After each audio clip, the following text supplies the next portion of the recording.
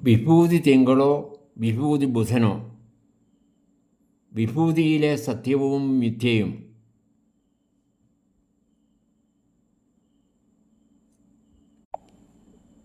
വിഭൂതി തിരുനാളുമായി ബന്ധപ്പെടുത്തി ഒരുപാട് ഐതിഹ്യങ്ങളും പാരമ്പര്യങ്ങളും വ്യാഖ്യാനങ്ങളുമുണ്ട്. എല്ലാറ്റിലുമുണ്ട് അർത്ഥവും അർത്ഥശൂന്യതയും. അതിൻ്റെ ഉൽപ്പത്തിയെ തിരയുമ്പോൾ പഴയ നിയമകാലം വരെ നമ്മൾ പിന്നോട്ടു പോകും. പാപത്തിൻ്റെ പശ്ചാത്തലവും അതിൻ്റെ ഭവിഷ്യത്തുകളെക്കുറിച്ചുള്ള മുന്നറിയിപ്പും മാനസാന്തരത്തിനുള്ള അവസാന അവസരവും ഒക്കെയായി ചാക്കൊടുത്ത് ചാരം പൂശുന്നതിൽ തുടങ്ങിയുള്ള ആചാരത്തിന് ബന്ധമുണ്ട്. എല്ലാറ്റിലും ഒരു നിഷേധാത്മകത, നെഗറ്റിവിറ്റി ഉള്ളതുപോലെ ദൈവകോപത്തെ ശമിപ്പിക്കുവാനായി, അവിടുത്തെ പ്രീണിപ്പെടുത്തുവാനായി കണ്ടെത്തിയ ഒരു മാർഗം, പ്രവാചകന്മാരുടെ അറ്റകൈ പ്രയോഗം. ഈ നെഗറ്റിവിറ്റിക്ക് പരിശുദ്ധിയുടെ പരിവേഷം നൽകുവാനായി ശരീരമാസകലം ചാരം പൂശുന്നതിനെ വെട്ടിച്ചുരുക്കി നെറ്റിയിൽ ഭസ്മം കൊണ്ട് കുരിശു വരയ്ക്കുന്ന നിലയിലേക്ക് അതിനെ പുതുക്കി അവതരിപ്പിച്ചു. കുരിശിലും കുരിശു വഴിയുമാണ് രക്ഷ എന്ന പൗലോസ്ലിഹായുടെ ചിന്തകളെ പ്രായോഗികമായി ആവിഷ്കരിച്ച് രൂപപ്പെടുത്തിയ ഒരു പാരമ്പര്യം. ഓശാന ഞായറാഴ്ച കർത്താവിൻ്റെ ആഘോഷപൂർവമായ ജെറൂസലേം പ്രവേശനത്തെ അനുസ്മരിപ്പിക്കുന്ന കുരുത്തോല തലേ വർഷത്തേത് കത്തിച്ച് അതും കൂട്ടിയാണ് നെറ്റിയിൽ പുരട്ടുന്ന ഭസ്മം ഉണ്ടാക്കുന്നത്. അങ്ങനെ വിഭൂതി തിരുനാളിനെ കർത്താവിൻ്റെ ജീവിതാനുഭവവും രഹസ്യങ്ങളുമായി ബന്ധപ്പെടുത്തുവാനുള്ള പരിശ്രമവും കേരള മണ്ണിൽ പിറന്നു. ആദിപിതാവായ ആദാമിൻ്റെയും ആദ്യമാതാവായ ഹവ്വായുടെയും ജീവിതത്തിൽ തുടങ്ങുന്നതാണ് ഈ പാരമ്പര്യം. അവരുടെ ജീവിത വഴിയാത്രയിലെ വ്യതിയാനം സഹസ്രാബ്ദങ്ങളായി അനുസ്മരിച്ചുകൊണ്ട് നേരായ വഴി തേടാനുള്ള ഒരു തിരിച്ചുപോക്കിനുള്ള പ്രേരണയുമുണ്ട് ഈ ആചാരത്തിന്. മണ്ണിനെയും മണ്ണിലുള്ള അധ്വാനത്തെയും ശാപമായി കരുതിയിരുന്ന ഒരു പാരമ്പര്യം ചെന്നു നിൽക്കുന്നത് അവരിലും അവരുടെ ആദ്യ സന്തതികളിലുമാണ്. മണ്ണിന് തന്നെ ശാപമോക്ഷം നേടുവാൻ സഹസ്രാബ്ദങ്ങളെടുത്തു. മണ്ണിലുള്ളതും മണ്ണിൽ മറഞ്ഞിരിക്കുന്നതുമായ കോടാനുകോടി ജീവജാലങ്ങൾക്ക് വാസസ്ഥലവും പോഷണവും ഒക്കെയായിരുന്ന മണ്ണിനോട് മനുഷ്യന് ഇത്ര വിപ്രതിപത്തിക്ക് കാരണമെന്ത്? മണ്ണിൽ മറഞ്ഞിരിക്കുന്ന നിധികളും ലോഹങ്ങളും വിഭവങ്ങളും ഒക്കെ കണ്ടെത്തിയപ്പോൾ മണ്ണിന് വില കൂടി. എങ്കിലും മണ്ണിൽ പണിയുന്നത്, മണ്ണിൽ അധ്വാനിക്കുന്നത് ശാപമായി തന്നെ തുടർന്നു. ഇന്ന് ഈ ഇലക്ട്രോണിക് യുഗത്തിൽ മണ്ണിനെ സ്പർശിക്കാതെ സമ്പാദ്യങ്ങൾ നേടുവാനും വർദ്ധിപ്പിക്കുവാനും സാധിക്കുമ്പോൾ ചെളി പുരളാത്ത കോളറുമായി, without staining the white shirt collar, ജോലിക്ക് പോവുകയും തിരിച്ചു വരികയും ചെയ്യുന്നവർ മണ്ണിൻ്റെ ശത്രുക്കളാണ്. കാലുകൾക്ക് ഷൂസും കൈകൾക്ക് കയ്യുറയും നാസാരന്ധ്രങ്ങൾക്ക് മാസ്കും ഒക്കെയായി പ്രകൃതിയുമായുള്ള ബന്ധത്തിൽ നിന്നും മനുഷ്യൻ അകന്നുപോയിക്കൊണ്ടിരിക്കുമ്പോൾ വിഭൂതി അപൂർവമായ ഒരു ആചാരവും അനുസ്മരണവും മാത്രമായിത്തീരുന്നു. എൻ്റെ അമ്മയെ ഞാൻ ഒത്തിരി സ്നേഹാദരങ്ങളോടെ ഓർത്തു പോകുന്നു. കരിപുരണ്ട കരങ്ങളും ചട്ടയും മുണ്ടും ഒക്കെ അന്ന് അമ്മയ്ക്കോ ഞങ്ങൾ ആർക്കെങ്കിലും അപമാനമായി തോന്നിയിരുന്നില്ല.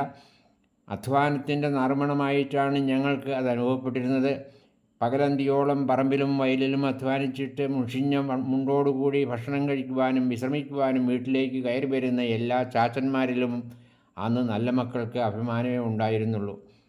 ഇന്ന് അവരെപ്പോലെയുള്ളവരുടെ പിൻതലമുറക്കാർ കൈകാലുകൾ കഴുകി നല്ല വസ്ത്രം ധരിച്ച് ദേവാലയത്തിൽ വരുമ്പോൾ അവരുടെ നെറ്റിയിൽ കരി കൊണ്ടുള്ള കുരിശു വരച്ചിട്ട് ഏതാണ്ട് ശാപവാക്ക് എന്ന് തോന്നുന്ന വിധത്തിൽ ഒരു മന്ത്രം ഓതുമ്പോൾ പുരോഹിതൻ എന്ന നിലയിൽ എന്നിൽ ഒരുപാട് കുറ്റബോധം ഉയരുന്നു. വർഷം മുഴുവൻ ദിവസവും മണ്ണിൽ പണിയുന്നവരുടെ നെറ്റിയിൽ കുരിശ് വരച്ചിട്ട് ഒരു മുന്നറിയിപ്പെന്ന പോലെ അവരെ അനുസ്മരിപ്പിക്കുകയാണ്. മനുഷ്യ, നീ മണ്ണാകുന്നു, നീ മണ്ണിലേക്ക് തന്നെ പിന്തിരിയും എന്ന് ഓർത്തുകൊള്ളുക. മരണശേഷം മനുഷ്യനെ മൂടുന്ന മണ്ണ് ശവമഞ്ചത്തേക്കാൾ ഇടുങ്ങിയതും ഭാരം കൂടിയതുമാണ്. അവിടെ എല്ലാറ്റിനും അവസാനമാണ് അനുസ്മരിക്കേണ്ടതുണ്ടോ? അതാണോ ആത്യന്തിക സത്യം? മണ്ണിൽ വിതയ്ക്കുന്ന വിത്തിനെക്കുറിച്ച് പഠിപ്പിച്ച കർത്താവിന് മണ്ണ് ഒരിക്കലും അന്ത്യമായിരുന്നില്ല. അതൊട്ടും അവഗണിക്കപ്പെടാവുന്നതുമായിരുന്നില്ല. മണ്ണിൽ തുപ്പി അതുകൊണ്ട് ചെളിയുണ്ടാക്കി അന്ധൻ്റെ കണ്ണുകളിൽ പുരട്ടിയ കർത്താവിന് മണ്ണ് മരുന്നും പുനഃസൃഷ്ടിയുടെ അടയാളവും മനുഷ്യനും ദൈവത്തിനും ഇടയിലുള്ള സ്പർശനത്തിൻ്റെ മാധ്യമവും ആയിരുന്നു. ഉപവസിക്കുമ്പോൾ കുളിച്ച് വൃത്തിയുള്ളവരായി സുഗന്ധവും പൂശി അനമധ്യയെ പ്രത്യക്ഷപ്പെടണമെന്ന് നിഷ്കർഷിച്ച കർത്താവ് വിഭൂതിയെ എങ്ങനെ കാണുന്നു എന്ന ചോദ്യത്തിന് ഇവിടെ ഒത്തിരി പ്രസക്തിയുണ്ട്. അപ്പത്തിനായുള്ള ആഗ്രഹവും അതിനെ ഉണർത്തുന്ന വിശപ്പും അനുഭവിച്ചറിഞ്ഞ കർത്താവ് അത്ഭുതകരമായി അപ്പം വർദ്ധിപ്പിച്ചു. അവിടുത്തെ സ്നേഹം കരുണയായി കവിഞ്ഞൊഴുകി. അപ്പത്തിൻ്റെ പിറവി മണ്ണിൽ നിന്നാണ്. മണ്ണിൽ വളരാത്ത ഒന്നിൽ നിന്നും അപ്പം പിറക്കുന്നില്ല. കൈ കഴുകാതെ മണ്ണും ചെളിയും പുരണ്ട കൈകളോടെ നെൽക്കതിരുകൾ പറിച്ചു തിന്ന് ശിഷ്യന്മാരെ പരിസേരിൽ നിന്നും സംരക്ഷിക്കുന്ന കർത്താവ് മണ്ണിൻ്റെ മാഹാത്മ്യത്തെക്കുറിച്ച് പറയാതെ തന്നെ പറഞ്ഞറിയിക്കുകയാണ്, അതും ഒരു സാപത്തിൽ. ദേവാലയത്തിൽ അർപ്പിക്കപ്പെടുന്ന ബലിയേക്കാൾ ശത്രുക്കളാൽ പീഡിപ്പിക്കപ്പെട്ട് മണ്ണിൽ കിടന്നവനെ വാരിപ്പുണർന്ന് പ്രഥമ ശുശ്രൂഷ നടത്തി സത്രത്തിലെത്തിച്ച സമരിയാക്കാരൻ അവിടുന്ന് തന്നെയാണെന്ന് വെളിപ്പെടുത്തുകയായിരുന്നു. രോഗികളെയും ശിശുക്കളെയും വൃദ്ധരെയും ഒക്കെ സംരക്ഷിക്കുന്ന, അവർക്ക് വേണ്ടി ശാരീരികമായ ശുശ്രൂഷ നടത്തുന്ന ആയമാരും നേഴ്സുമാരും ഡോക്ടർമാരും ഒക്കെ നല്ല സമറിയാക്കാർ തന്നെയാണെന്ന് കർത്താവ് പറയാതെ പറയുകയാണ് ഒരു ഉപമയിലൂടെ. നിശബ്ദതയിൽ അത് ചെയ്തു കാണിക്കുകയാണ്. പാപിനി എന്ന ദുഷ്പേര് ദുർഗന്ധം പോലെ കണക്കാക്കി അവളെ സമൂഹത്തിൽ ഒറ്റപ്പെടുത്തിയ മതസംവിധാനത്തിന് താൻ കരുതി വച്ചിരുന്ന വിലയേറിയ സുഗന്ധക്കുപ്പി പൊട്ടിച്ച് തൻ്റെ ആകമാനമുള്ള ജീവിതത്തെ കർത്താവിൻ്റെ പാദങ്ങളിൽ ഒഴുക്കിയവളെ അംഗീകരിക്കുവാൻ സാധിക്കുമായിരുന്നില്ല. സുഗന്ധതൈലം കൊണ്ടും കർത്താവിൻ്റെ പാദങ്ങളെ കഴുകാമെന്ന് അവൾ കാണിച്ചു കൊടുത്തു. അവളുടെ സ്നേഹത്തെ അവൾ കരുതി വെച്ച സുഗന്ധതൈലമായി അവിടുന്ന് കണക്കാക്കി. മണ്ണും ചെളിയും പോലെ അവളുടെ പാപങ്ങളെ അവിടുന്ന് അവളിൽ നിന്നും കഴുകിയകറ്റി എല്ലാം സ്നേഹത്തിൽ അലിയിപ്പിച്ച് ശുചിയാക്കിയ പാരസ്പര്യത. അതുതന്നെയാണ് അന്ത്യത്താഴവേളയിൽ കർത്താവ് തൻ്റെ ശിഷ്യന്മാർക്കായി ഒരുക്കി വെച്ച ശുശ്രൂഷയും. വിഭൂതിയുടെ ആഴമായ അർത്ഥം ഇവിടെ മറഞ്ഞു കിടപ്പില്ലേ? ആകാശത്തിലെ പറവകൾക്കും മണ്ണിനും മുകളിലും മണ്ണിനടിയിലും കഴിയുന്ന ജീവജാലങ്ങൾക്കും പുഴകളിലും സമുദ്രത്തിലും ചെളിയിൽ ഒളിക്കുന്ന മത്സ്യങ്ങൾക്കും എല്ലാം എന്നും വിരുന്ന് ഒരുക്കുന്ന ദൈവം ഏറ്റവും നല്ല പിതാവാണെന്ന് അവിടുന്ന് പഠിപ്പിക്കുന്നില്ലേ? അപ്പം തേടിയുള്ള അവയുടെ അലച്ചിലിനെ അവിടുന്ന് എത്ര കൗതുകത്തോടും സ്നേഹത്തോടും കൂടിയാണ് കാണുന്നത്. കഴിഞ്ഞ ദിവസങ്ങളിൽ ആശ്രമത്തിൻ്റെ കുന്നിൻ മുകളിലൂടെ ഹിറ്റാച്ചി ഉപയോഗിച്ച് വഴിവെട്ടിക്കൊണ്ടിരുന്നപ്പോൾ പകൽ മുഴുവൻ ഞാൻ ഒപ്പമുണ്ടായിരുന്നു. എന്നാൽ ഞാൻ മാത്രമായിരുന്നില്ല എല്ലാം ശ്രദ്ധയോടെ നോക്കിക്കാണുവാൻ കൂടെയുണ്ടായിരുന്നത്. എവിടെയോ അകലെ നിന്നും മണ്ണിൻ്റെ മണമറിഞ്ഞ് അടുത്തു വന്ന് ഇരകളെ തേടിയ 2 ഡസനിലധികം കുക്കുകൾ അന്നന്നിയപ്പത്തിന് വേണ്ടി സ്വർഗസ്ഥനായ പിതാവിനെ അനുസ്മരിച്ചുകൊണ്ട് പോഷണത്തിനായി കാത്തിരുന്നു. ചുറ്റും പറന്നു നടന്നു. അവയ്ക്ക് മണ്ണ് പരിശുദ്ധമാണ്. മണ്ണ് ഭക്ഷണം മറഞ്ഞിരിക്കുന്ന ഇടമാണ്. 40 ദിവസങ്ങൾ നീളുന്ന നോമ്പുകാലത്തിന് തുടക്കം കുറിക്കുവാൻ വിഭൂതി ദിനത്തിന് പ്രാധാന്യമുണ്ട്. അതിലൊരു പിന്തിരിഞ്ഞ നോട്ടമുണ്ട്. കർത്താവീശോ മരുഭൂമിയിൽ വിശപ്പും ദാഹവും സഹിച്ച് ചിലവഴിച്ച 40 ദിവസങ്ങൾ ഇസ്രായേൽ ജനത മരുഭൂമിയിൽ അലഞ്ഞു നടന്ന 40 വർഷങ്ങൾ ചുരുക്കിയെഴുതിയതാണെന്ന് ഐതിഹ്യം. എന്നാൽ ഈശോയും ഇസ്രായേൽ ജനവും മണ്ണിനെ അടുത്തറിഞ്ഞ ദീർഘമായ കാലഘട്ടമായിരുന്നു അത്. പ്രകൃതിയിലെ ജീവജാലങ്ങളെയെല്ലാം ഇസ്രായേൽ ജനത 40 വർഷവും ഈശോ 40 ദിവസവും അടുത്തറിഞ്ഞു. മണ്ണിൻ്റെ ചൂടും തണുപ്പും അവർ അനുഭവിച്ചു. അവയെല്ലാം അവർക്ക് പൊള്ളുന്ന യാഥാർത്ഥ്യങ്ങളായിരുന്നു. വിശപ്പിൻ്റെ വിളി അവർ അവിടെയുള്ള നിശബ്ദതയിൽ അനുഭവിച്ചു. ഉപവാസം അവർക്ക് അനുഷ്ഠാനമായിരുന്നില്ല. അത് അവർ ആയിരുന്നിടത്തെ അവസ്ഥാവിശേഷത്തിൻ്റെ പരിണതഫലമായിരുന്നു. അതായത് ഉപവാസം ഒരു മതാത്മക അനുഷ്ഠാനമായിരുന്നില്ല എന്ന ഉൾക്കാഴ്ച. ഇന്ന് നോമ്പും ഉപവാസവും മതപരമായ അനുഷ്ഠാനങ്ങളാണ്. അത് ആരാധനക്രമത്തിൻ്റെ ലിറ്റർജിയുടെ അവിഭാജ്യ ഘടകങ്ങളാണ്. അതിനുള്ള സമയവും അനുഷ്ഠാനങ്ങളിൽ ലിറ്റർജി നിശ്ചയിക്കുന്നു. ഇറച്ചിയും മീനും മുട്ടയും പാലും അവ ചേർന്നുള്ള ഭക്ഷണ പദാർത്ഥങ്ങളും സമർത്ഥമായി ലഭ്യമായിരിക്കുന്ന ഈ കാലഘട്ടത്തിൽ നോമ്പും ഉപവാസവും മനുഷ്യൻ്റെ മനസ്സിൽ ഉണർത്തുന്നത് നോമ്പുകാലത്തിൻ്റെ ദൈർഘ്യത്തെക്കുറിച്ചാണ്. 40 ദിവസങ്ങളൊന്ന് കടന്നു കിട്ടണം. വലിയ ശനിയാഴ്ച മത്സ്യവും മാംസ്യവും ഒക്കെ വാങ്ങാനുള്ള തിരക്കിലാണ് എല്ലാവരും തന്നെ. ഈസ്റ്റർ ദിവസം മുതൽ അവയെല്ലാം വീണ്ടും സുലഭമായി കഴിക്കാമെന്ന പ്രത്യാശയാണ് നോമ്പുകാലത്തെ നയിക്കുന്ന മനുഷ്യൻ്റെ ഏതാണ്ട് ഏകചിന്ത. ഉപവാസത്തെക്കുറിച്ചും നോമ്പിനെക്കുറിച്ചും മാത്രമാണ് നമ്മുടെ പ്രധാന ചിന്തയായി പാരമ്പര്യം പഠിപ്പിക്കുന്നത്.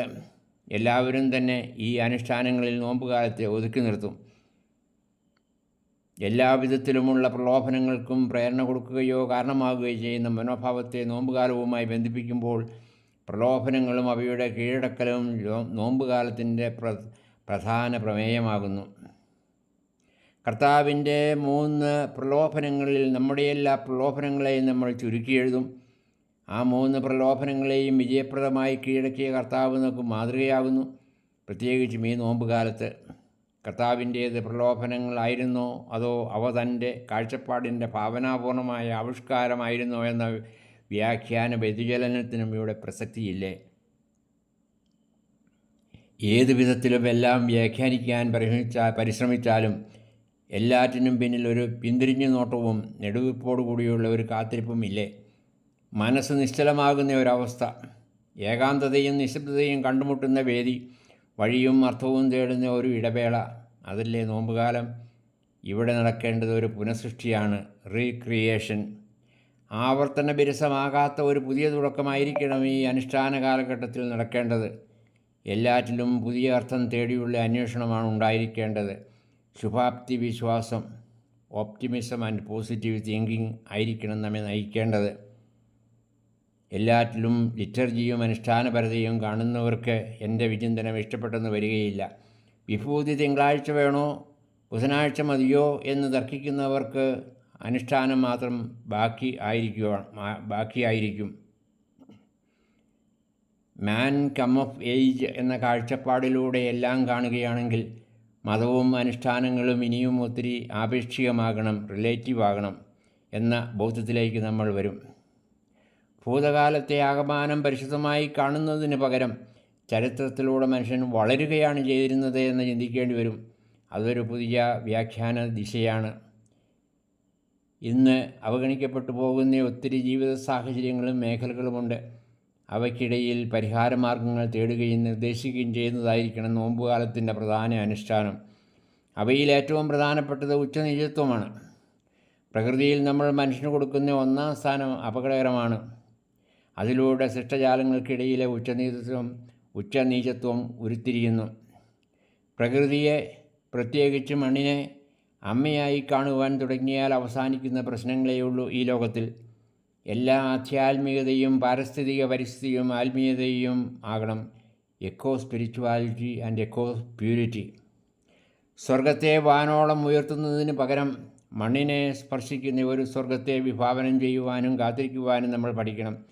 അങ്ങനെയാണ് മണ്ണിനെ അനുഗ്രഹം, ബ്ലെസ്സിങ് ആക്കുന്നത്. മണ്ണിൻ്റെ സ്പർശനം ദൈവത്തിൻ്റെ സ്പർശനമാണ്. മണ്ണിൻ്റെ സ്പർശനം ഏറ്റുവാങ്ങിക്കൊണ്ടിരിക്കുന്ന മണ്ണിലാണ് നമ്മൾ ജീവിക്കേണ്ടത്. സ്വർഗത്തിൻ്റെ സ്പർശനം ഏറ്റുവാങ്ങിക്കൊണ്ടിരിക്കുന്ന മണ്ണിലാണ് നമ്മൾ ജീവിക്കേണ്ടത്. മണ്ണിനെ മരണവുമായി ബന്ധിക്കുന്നതിനും അധികം പുനർജന്മത്തിൻ്റെ ഇരിപ്പിടമായി, അമ്മയുടെ ഉദരമായി, അമ്മയുടെ മടിത്തട്ടായി, എല്ലാവരും ഒന്നിച്ചു ചേരുന്ന ഭവനമായി നമ്മൾ കാണുവാൻ തുടങ്ങുമ്പോൾ വിഭൂതിയെ പുനർവ്യാഖ്യാനം ചെയ്യുവാൻ സമയമായി എന്ന് നമുക്ക് തിരിച്ചറിയാം. ഈ ഭൂമി വിട്ടിട്ട് ആരും എങ്ങും പോകുന്നില്ല. മണ്ണിനെ അനുഗ്രഹത്തിൻ്റെ ഇരിപ്പിടവും അടയാളവുമായി നമ്മൾ കാണുകയാണെങ്കിൽ വിഭൂതി ദിനത്തിൽ നെറ്റിയിൽ ഭസ്മം കൊണ്ട് കുരിശു വരയ്ക്കുമ്പോൾ ഉച്ചരിച്ചിരുന്ന ഓർമ്മപ്പെടുത്തലിൻ്റെ വാക്കുകളെ നമ്മൾ ഇങ്ങനെ തിരുത്തി എഴുതും. മനുഷ്യ, നീ മണ്ണിൽ നിന്നാണ് എടുക്കപ്പെട്ടത്. മണ്ണിനെ സ്പർശിച്ച ദൈവമാണ് മണ്ണിൽ നിന്ന് നിനക്ക് രൂപഭംഗി നൽകിയത്.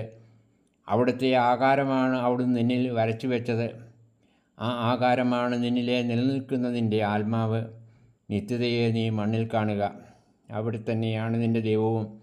നിന്നെ ഒരിക്കലും അവിടുന്ന് തനിച്ചാക്കുകയില്ല. അവിടുന്ന് നിരന്തരം നിന്നോടൊപ്പം പ്രവർത്തന നിരതനാണ്. ഏവർക്കും ഈ സന്ധ്യാവേളയുടെ അനുഗ്രഹങ്ങൾ ഹൃദയപൂർവ്വം ആശംസിക്കുന്നു. Father James Purathayil, CST.